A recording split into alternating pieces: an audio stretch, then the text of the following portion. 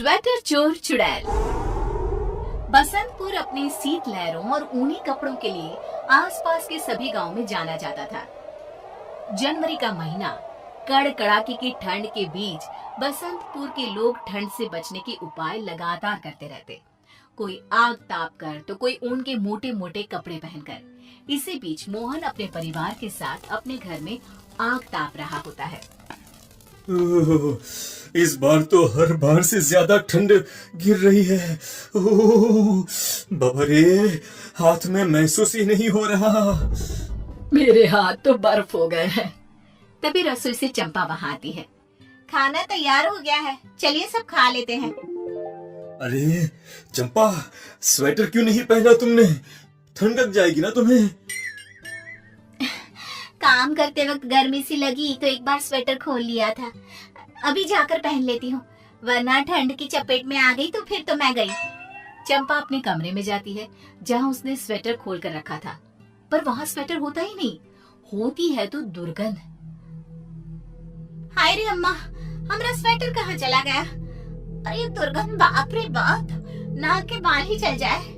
सुनिए जी, हमारा स्वेटर नहीं मिल रहा। चंपा की आवाज सुनकर मोहन कमरे में आता है। अरे क्या हो गया चंपा? हमारा स्वेटर देखे है क्या आप? मिल ही नहीं रहा। ओहो, इतनी सी बात में इतना परेशान हो रही हो तुम? होगा यहीं कहीं पर। जाओ, जाके अलमारी से दूसरा स्वेटर निकाल के पहन लो, जाओ। चंपा जैसे ही अलमारी खोलती है, उसमें से सड़े मांस की बदबू आती है। अरे ये क्या भरकर रखा है तूने अलमारी में? इतनी दुर्गंध। चंपा अलमारी में देखती है, पर वहाँ भी कोई स्वेटर नहीं होता। स्वेटर कहाँ गए? किसने कर लिया स्वेटर चोरी? हे भगवान, अब मैं क्या पहनूं? जब तक कुछ मिल नहीं जाता तू रजाई ओढ़कर बैठ। मैं आता हूँ नया स्वेटर लेकर, ठीक है? मोहन अपने दोस्त के घर रात को स्वेटर लेने जाता है। अरे प्रेमदास, जरा बाहर तो आ, तेरी भाभी को स्वेटर चाहिए। अरे भाई, इतनी रात को स्वेटर चाहिए? अच्छा, माल तो है घर पर। रुक, मैं लेकर आता हूँ। मोहन जैसे ही कमरे में जाता है, बदबू से उसकी जान निकलने लग जाती है। वो जैसे तैसे कमरे में जाता है, पर अंदर एक भी स्वेटर नहीं होता। उसकी नजर खिड़की पर पड़ती है, जहाँ एक चुड़ैल स्वेटर को लेकर भाग रही थी। अरे मोहनवा, अरे अंदर आ जाओ भाई। अरे हम तो लुट गए, बर्बाद हो गए। अरे चुड़ैल मेरी आंखों के सामने मेरे स्वेटर सब ले गई। अब हम क्या करेंगे भाई? क्या मतलब चंपा का स्वेटर भी चुड़ैल ले गई थी?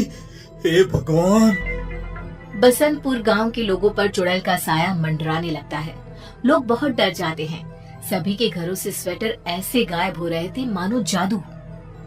अरे काम काज का तो भट्ठा बैठ गया है। स्वेटर बनाओ तो भी चुड़ैल चुरा कर ले जाएगी। अरे 6 दिन से तो मैं नहाया भी नहीं हूँ। अरे भाई, पता चला स्वेटर उतारा और चुड़ैल ने चुरा कर ले गई। मेरा भी यही हाल है भाई। चंपा भी 6 दिन से रजाई लिए घूम रही है। गांव में कोई भी नहाया नहीं है। तुम लोग डरपोक हो, मैं नहीं। ये सब कोई चोर कर रहा है, चुड़ैल नहीं। मैं आज ही गांव के तालाब में कपड़े धोने जा रही हूँ। वहीं स्वेटर खोल के देखूंगी कौन सी चुड़ैल आती है। सबके मना करने के बाद भी रंभा तालाब के किनारे बैठ जाती है और अपना स्वेटर अपने बगल में रख देती है। अरे देखती हूँ कौन लेता है मेरा स्वेटर। तभी वहाँ चुड़ैल आ जाती है। इस बुढ़िया की इतनी बात कि मुझसे ज्यादा ही लग रहा है इसे। चुड़ैल पर विश्वास नहीं है। नहीं है, अभी दिखाती हूँ। ले बुढ़िया आ गई। जिंदगी के 4 दिन तो बाकी है, वो भी नहीं रहेंगे। मैं नहीं दूंगी अपना स्वेटर, चाहे कुछ भी हो। रंभा अपनी जिद पर अड़ी रहती है, जिसकी कीमत उसे अपनी जान देकर चुकानी पड़ती है। चुड़ैल रंभा को मारकर स्वेटर ले जाती है और रंभा की लाश को नदी में फेंक देती है। ये बात आग की तरह हो गया ना, यही बाकी था। चोरी के साथ साथ मौत। मैं तो पहले ही कहता था, अरे कोई उपाय निकालो। अब तो पैसे भी खत्म होने लगे हैं। ना तो स्वेटर बना पा रहे हैं, ना तो नहा पा रहे हैं। अरे अब तो कोई रास्ता निकालना ही होगा। गांव के सभी लोग एक योजना बनाते हैं और एक स्वेटर गांव के सबसे पुराने पेड़ के नीचे रख देते हैं और छिपकर चुड़ैल के आने का इंतजार करते हैं। एक और स्वेटर। गांव के बददिमाग लोग। चुड़ैल उस स्वेटर को लेकर जंगल की ओर चली जाती है। सभी गांव वाले उसके पीछे पीछे जाते हैं, जहां वो लोग देखते हैं कि चुड़ैल गांव के सभी स्वेटर को एक गुफा में छुपा कर बैठी हुई है। तुम लोगों के कारण मेरा बच्चा ठंड से मर गया था, अब तुम लोग इस ठंड में कांपते बैठो।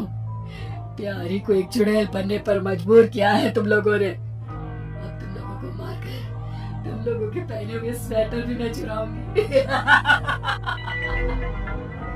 चुड़ैल की बात सुन सब गांव वाले जान जाते हैं कि वो कौन है और दोबारा गांव वापस आकर सभा करते हैं।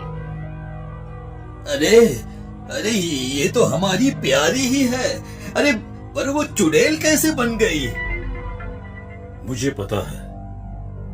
मोहन उन्हें प्यारे की सच्चाई बताता है, जिसके बाद गांव वाले प्लान बनाकर एक बार फिर जंगल की उस गुफा में जाते हैं जहां चुड़ैल सब स्वेटर अपने साथ लिए बैठी होती है। आ गए तुम सब लोग। उस दिन मेरा पीछा करने के बाद मुझे पता था तुम लोग वापस जरूर आओगे, पर इस बार बचकर कोई नहीं जाएगा।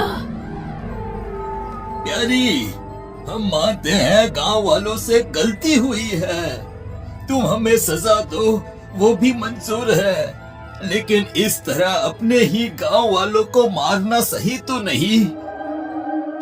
वाह, मैंने तुम सबके घरों में काम किया और जब मेरे बेटे को एक स्वेटर की जरूरत पड़ी बस तो सबने ऐसे मुंह फेरा जैसे मुझे जानते ही ना हो।